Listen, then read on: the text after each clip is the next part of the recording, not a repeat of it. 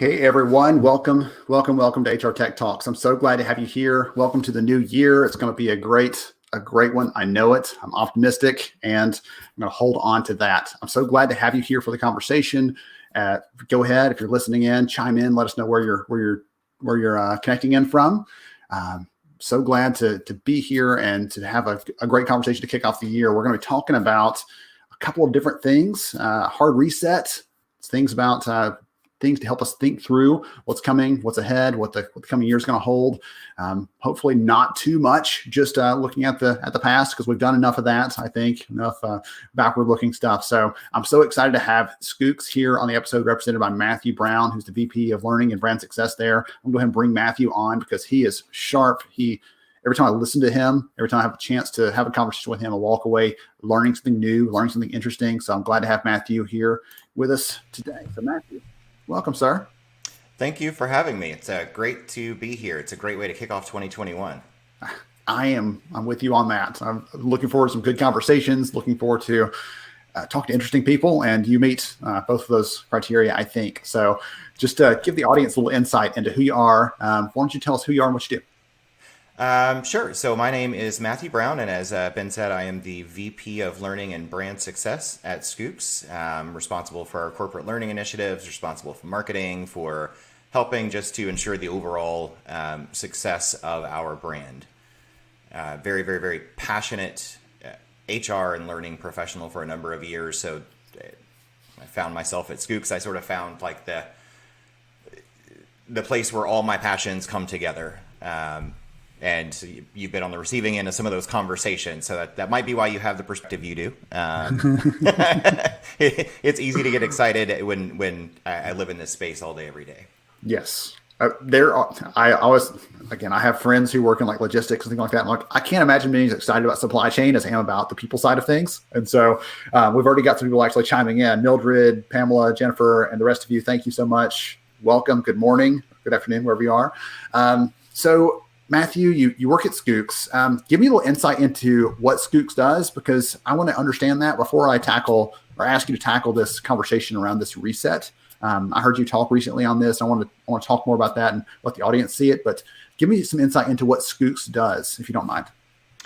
Absolutely. So Schoox is a modern cloud learning management system / talent development solution. The whole / talent development solution piece is really to reflect that it's bigger than just your ordinary LMS.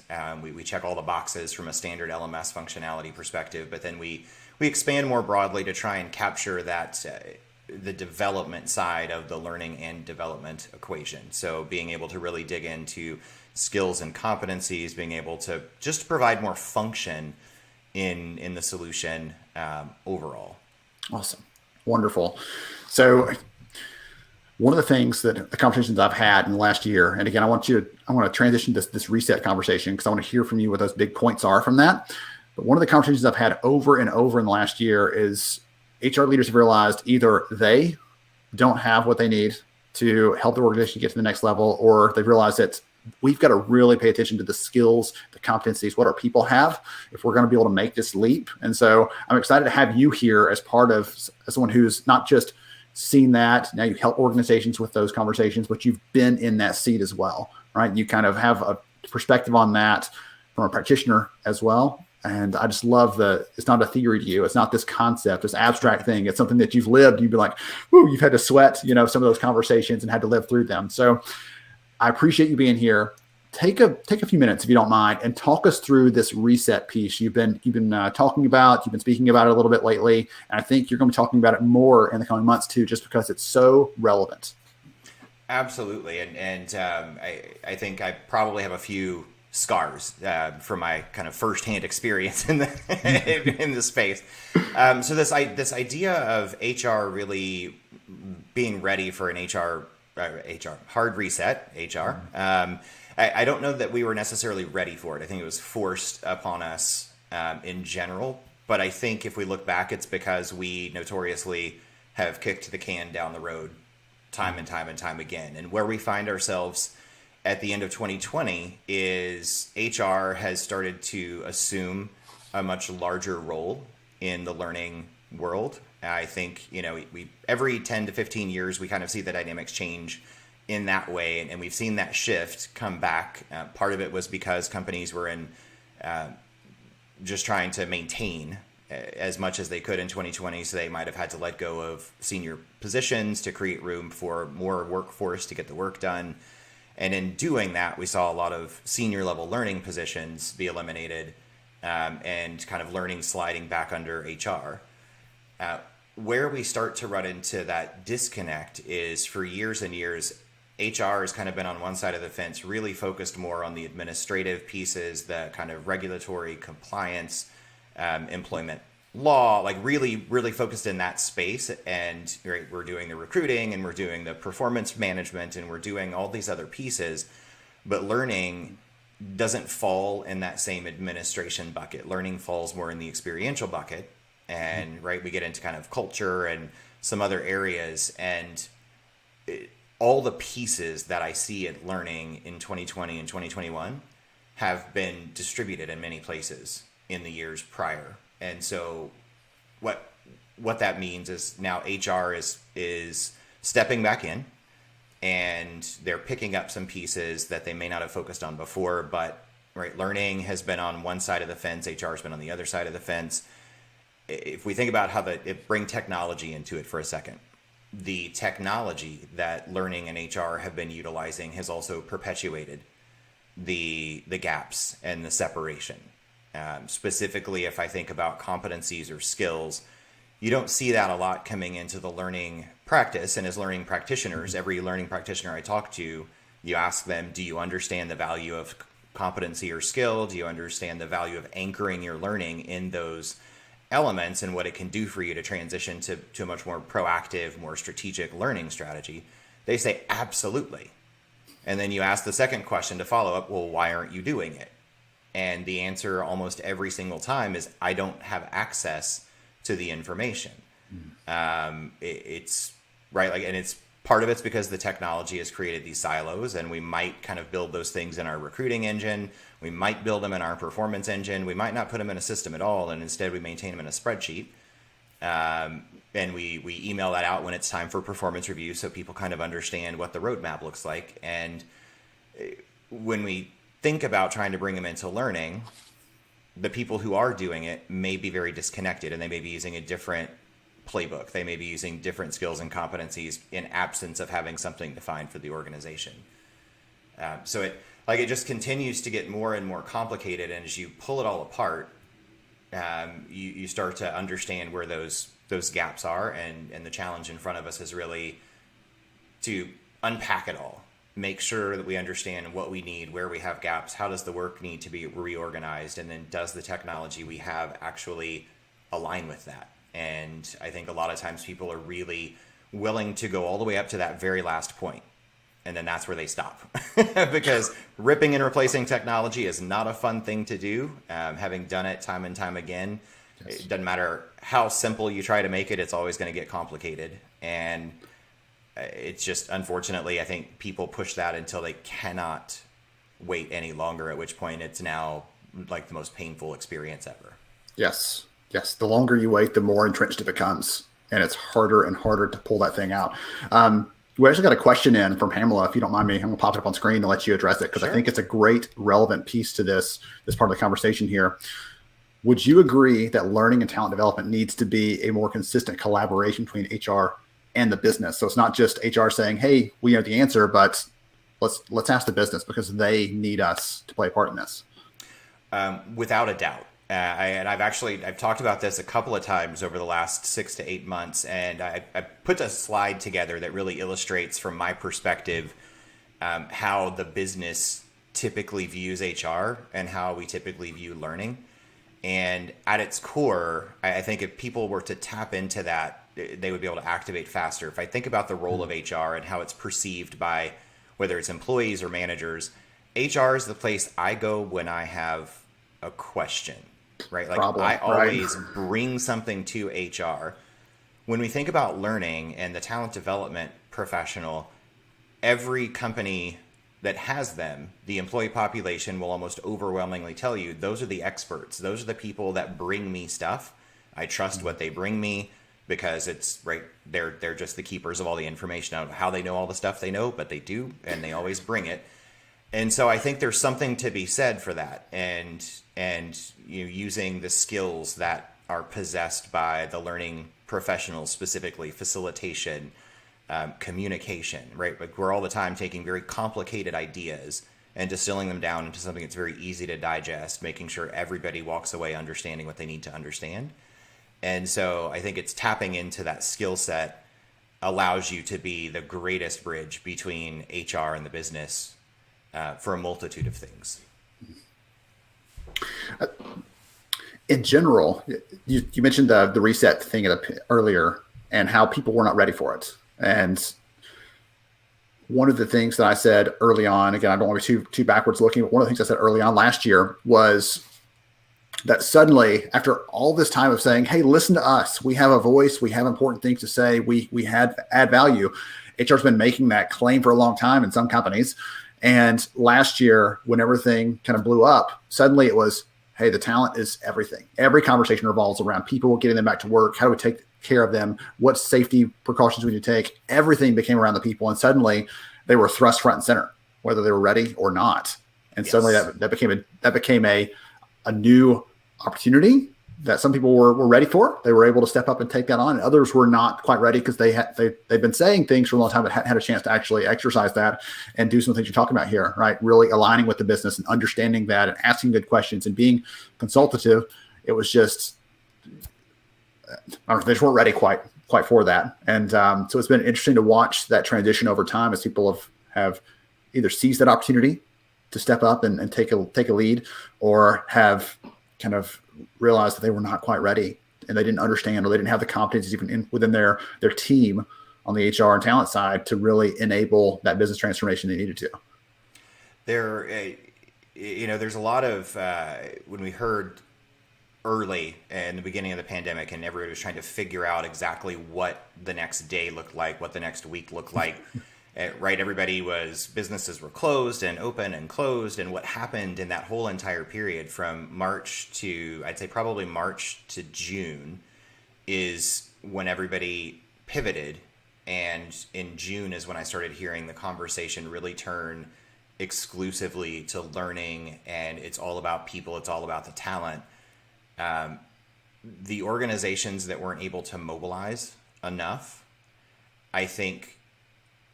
honestly, I think they run the risk of accelerating the rate of burnout, specifically in the space for learning and talent development.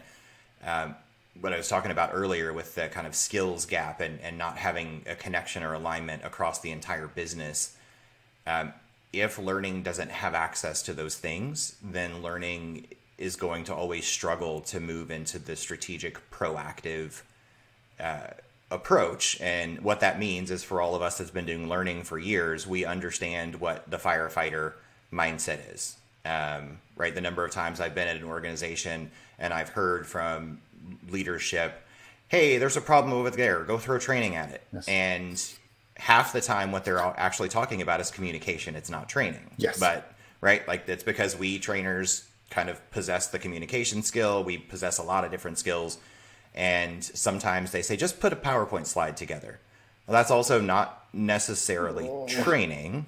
Right now we're in communication land. But so people before the pandemic, where a lot of training teams were living in that firefighter reactionary mode, which made it very difficult for the businesses to flex when something as catastrophic as the pandemic hit, because we didn't know where our skill deficits were. We didn't really know where we could start going to try and build the path in front of people. We were too busy just trying to point at the fire, and everywhere, right? But in 2020, everything was a fire. So everybody was getting kind of burnt out. And if organizations don't start making that pivot, it's just going to be even more strenuous on that talent team of trying to get into a more proactive approach where we can understand where skill gaps exist in the organization, and then we can go build for those things. If I know that across my entire organization, communication skills and managing difficult conversations are two extraordinary skill gaps, there's about 75 different programs I could build and point them in so many different directions using that as my underlying foundation, which is very different than going to build a course to teach somebody how to talk to that one guest or how to negotiate that one conversation. So it's just broadening the scope and allowing the learning to have more life. More life. I like that phrase, actually. One of the things Melissa, I believe it's Melissa. I've just lost my recent comments for a second there. Melissa or Melinda, you're an M name, and I appreciate you for chiming in. She had said, we either do the groundwork, the hard work right now, or we do the cleanup work afterwards. Like you're saying, right? Firefighter or someone who leans into it and looks for these opportunities to really support and enable and create better things. You and I, before we started recording today, were talking about what things are we doing right now to get ready for ramping up for the coming year. Like, how do we get these things prepared? And it was Melinda Stallings. Thank you, Melinda. One of the things I wanted to ask you, Matthew, was I want you to give two pieces of advice. I want you to first talk to, because we're talking about bringing these two groups together, right? Bringing these two different leaders who both, at the end of the day, want to help people deliver value to customers, to the business. Like they're both trying to do that in their own respective ways. So first talk to an HR leader. Give them some advice on how to either get along better, how to have better conversations, how to do what they're trying to do.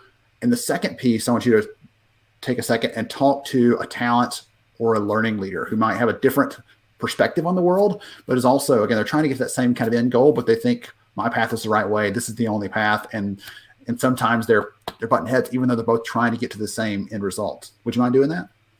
Sure. I mean, I could try not to oversimplify it, because my first reaction is it's actually the same piece of advice to both sides. It's all about the focus on relationship and communication.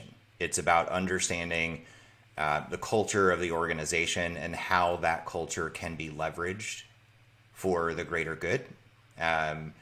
If we have a culture that's all about fostering connections and it's all about teamwork and collaboration, then great, let's lean into our values and let's actually have a conversation about it.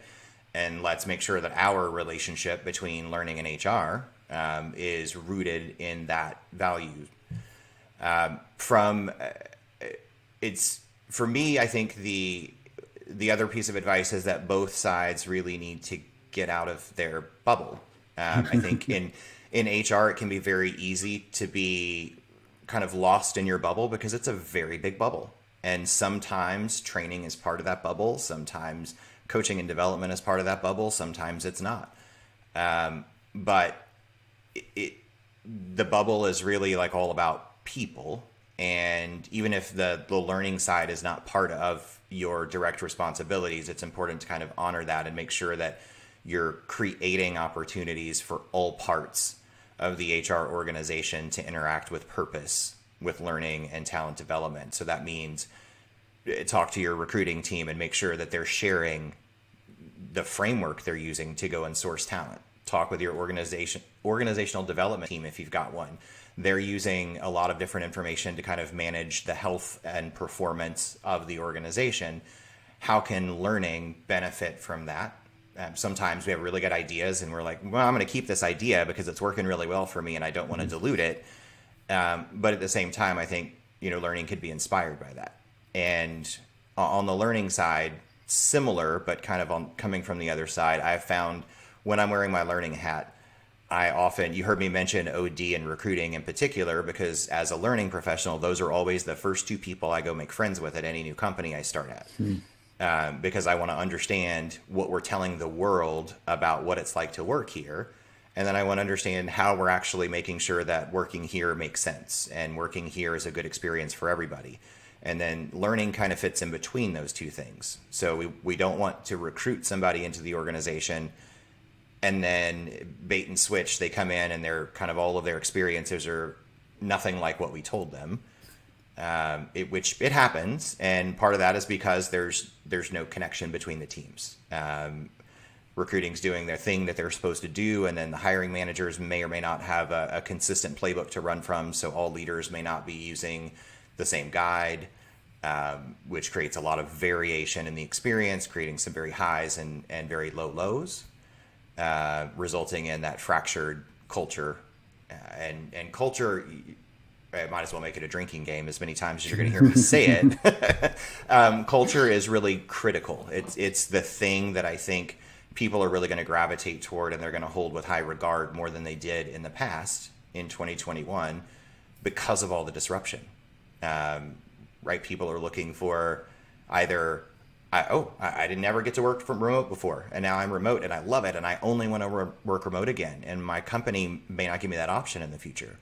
So, right, these are things that are really important to prospective employees, and we got to build kind of that retention strategy quick. We've got to build a mitigation strategy pretty quick, and just make sure we've got continuity. Number one, it's early in the day, early in the week, and early in the year for a drinking game. Coffee, water, you know.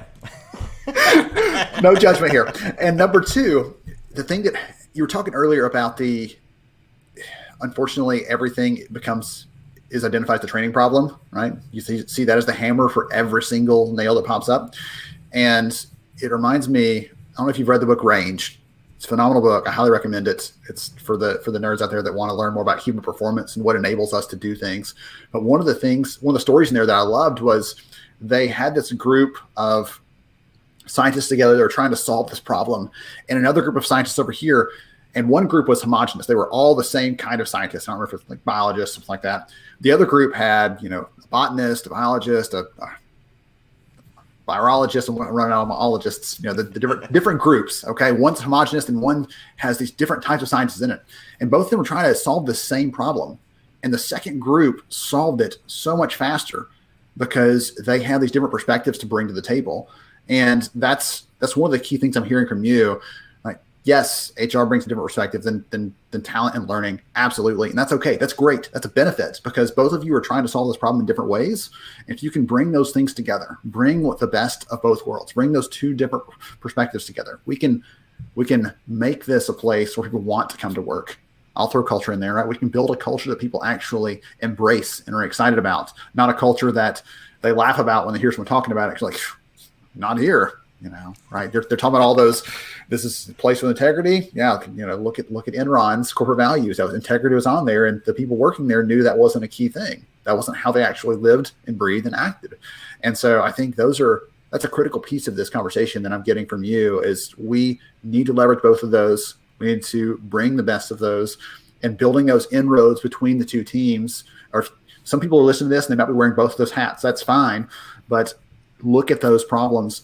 If you've got a talent or a development problem, don't look at that through let's just make sure we're compliant. Yes, it's important, but we also need to be looking at it through how do we engage people, make them excited? How do we make sure that we're meeting their needs? We're building their competencies, not just for today, but for what's coming next after that. We're not building them to be fragile when the next change happens and they shatter because they weren't prepared for that. We need to make sure they're building those competencies for the long haul. So just a couple of things I'm getting from you here. I don't know if those are the biggest things to take away from this, but that's a couple of things that are sticking out to me. I spot on. And I actually, that story was one of my favorite stories from that book as well.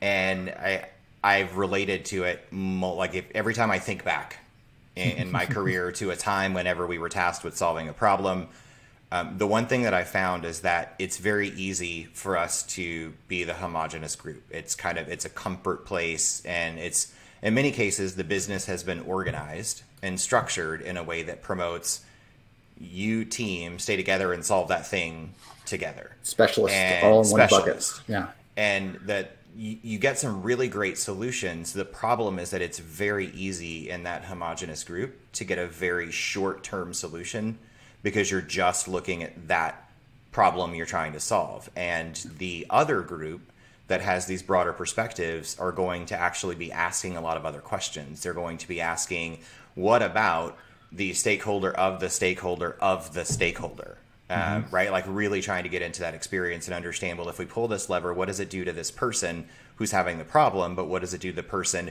who's supporting the person who's having the problem? And you end up with a much broader solution that in many cases in my own career, I've found to be just much longer life. You get those more flexible solutions, and the flip side of it is you also bring people in. And for those managers and those leaders who always respond with, well, training will fix it, right? If they got involved in the process of developing training, they would understand more about what training is, what it's not, and how to get more out of it. Every time you say that, the training piece will fix it, I think back to the first time I ever heard that. It was 2011. The first time I ever heard a leader say that to me, because he had an employee who had a performance issue. He would not talk to them and explain it. He's like, it's a training problem. We need to build some training. I'm like, this is the only employee in the entire company that does the job that she does. If you just talk to her and explain what the issue is, like we could sort this out. No, we need some training on that. And I still remember thinking, like, what am I not seeing here? What am I missing?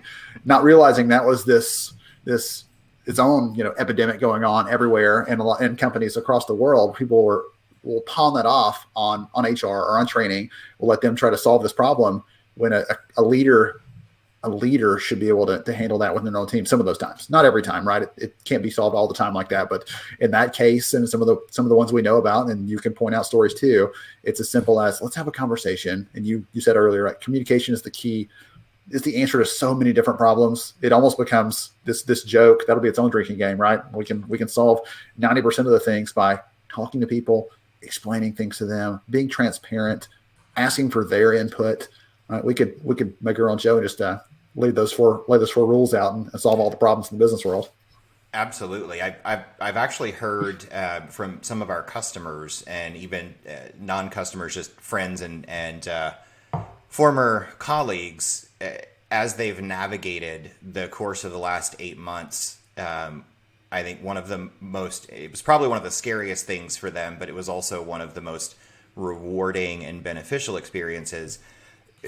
You heard me earlier talking about how we've lost a lot of people in key positions as part of just necessity. That's how our businesses were able to stay afloat. Yes. What's happened, though, is when we've started collapsing and training has been pulled in about 50 different directions. And I hate to use the word training because it's more right. It's about learning. It's not about training. But the teams that historically were responsible for the learning activities, over the last 8 months, we're forced to get creative. And if I think about friends in the restaurant industry, I heard a lot of people say, you know what? My learning team was no longer able to do all the things because we were pulled in 75 directions. We were pulled in to be operations support more so than just kind of what we were doing before. So we had to go into restaurants and rewrite procedures because, right, we can't have guests in the dining room. And if we do, we have to have every other table free, and we have to have sanitation processes that are very different than they were before. And so there's a lot of stuff that had to be reworked just within the core foundation of every business. And that doesn't always pop out to people as, oh, that's something that learning should be involved in at the beginning. But what I heard happen time and time again is that the learning people were having to say, you know what, here's my training hat. You're going to wear it for today, manager. Because I got to go over here and do this thing. So I'm really going to empower you to take our stuff and bring it to life. And you're going to have to add more content to it. And here's the guardrails, and have fun. We're here to help where we can. But as they were able to share that, and they were able to take that hat off and give it to other people, the perspectives that changed were like one of the best things I heard all year long. The anecdotal stories of people going, man, I had a director of operations that came back to me and said, I had no idea that these were all the things that went into it. I won't ever ask you to go solve that problem with training again. I'm going to ask you to diagnose it and tell me what the right answer is. And, yes. Right, it's just about walk a mile in their shoes. And 2020 forced a lot of us to walk in very different shoes. But I think it's something we need to embrace and continue. I think it's look for those opportunities to make that happen. I love that story. And that's what I'm glad you came back around to that. Because I was going to say, even if they didn't appreciate that in the moment, come back later, they're going to say, whoa, when I can hug you again, I'm going to hug you, because goodness gracious, look at all the stuff you're doing here. Melinda has been like throwing so many good ideas stuff in the chat here the whole time, and just a couple comments on those. And I've got a question from Denise before we wrap up. I know we're going just a couple minutes over, but I'm enjoying this thoroughly. And You seem to be too, so I will go with it. So Melinda is talking about the HR, the learning piece a minute ago. She's like, they need to be collaborative, tying those together. I agree with that. But she also said culture cannot be mandated. We can't just tell them. We've got to help shape it. We've got to bring in people who are going to contribute to it. But we can't say, this is what it is and just assume everyone's going to latch onto that, because that doesn't ever work. It doesn't. Telling my kids to be quiet doesn't ever work, right? We've got to model, we've got to add some things around that. That's probably not a good example. Oh goodness. It's been very loud few weeks. You will be happy and you will enjoy working here. Darn it. You better. So Denise had a great question, and I'm going to throw it to you, Matthew, and then we'll give you a chance to tell us how to find Schoox and wrap up. Okay. So Denise said, in your experience, please name 2 different ways that we can measure some improved leadership skills. So I'm just going to drop that one on you, but around measurement, essentially, how do we measure the skill piece and specifically leadership skills, if you know a way? Because that's something we talk through. Leaders need to get better at those things. And I'm curious if you have any inputs there. So there's a lot of different ways to go about that. I think, in 2020 and 2021, still adjusting to saying 2021. I think technology is key. Technology is a critical piece to help make sure that you're able to collect that information to assess against the key skill areas. But I think we have to take a step back first and really make sure that we're going into that prepared. A lot of times I think people ask that question and then you say, oh, it's technology, like technology needs to be present, and they go find a piece of technology, they do a survey, they get answers, and they go, great, we've now got data. I think you have to make sure that you've got your strategy defined. You have to make sure that you understand and you're able to communicate with purpose what your objective is. Right? Like, we need to understand that we want to maybe take a baseline so we know what the organization looks like. And then we want to have a recurring cadence, so we're getting regular feedback. In an ideal world, that would be weekly, maybe bi-weekly, because it's shouldn't be a labor-intensive process. We're talking about quick insights that we can use in real time to make adjustments and to provide feedback to people. So I think that's... A lot of times people don't start with that vision in mind. And so it gets really difficult to figure out, well, what can I do with this information? We want to see progression over time. We want to see progression in consistent definitions over time, so that we understand if the training that we're delivering is having the impact on the skills that we want to impact. And that's the second piece of the preparation, is know what your skills are, know how those skills are connected into your learning, so that when you identify gaps, you have answers to help people, and make sure that it's specific. Excellent. That's like a masterclass in measurement right there in the last 2 minutes. So if someone has enjoyed this conversation, they want more, they want to know more about Schoox, what you and the team are up to, the problems you're solving for your customers, what's the best way to connect? So I did multiple ways. Definitely follow us on LinkedIn. Follow us on Twitter, and check out our website, www.schoox.com. If you're interested in learning more about the talent development solution, the LMS solution, there's a contact us form you can fill out there, and it will route to the people who will be able to give you a tour of the solution. Awesome. Wonderful. Matthew, this has been so much fun. I appreciate you joining me for the conversation, for kicking off the year with some great insights, some actionable advice for everybody listening in. I really appreciate it. It's a pleasure, always a pleasure to talk to you. I can't believe it's already been 30 minutes. I told you it goes by so fast every time we talk, and didn't disappoint. Thank you, Matthew. You have a good one. Look forward to talking to you again soon. All right. Oh, goodness. Thank you, everybody else, for joining us today for the discussion. Again, follow Matthew, follow Schoox, the work they're doing. He's super sharp, as you can tell, and they're doing good work out there. I appreciate each of you for listening in. We are going to be doing episodes every single Monday. Every Monday, it's 11 Central. It is, I can't do the time zones in my head. It's noon Eastern, 9 Pacific. So we have episodes coming out every single Monday this year for HR Tech Talks. I hope you can join us, chime in, share your questions, share your thoughts as you did today during the conversation. And I'm so excited about what's coming ahead. I can't wait to experience it with all of you. Thank you. Have a great rest of your day.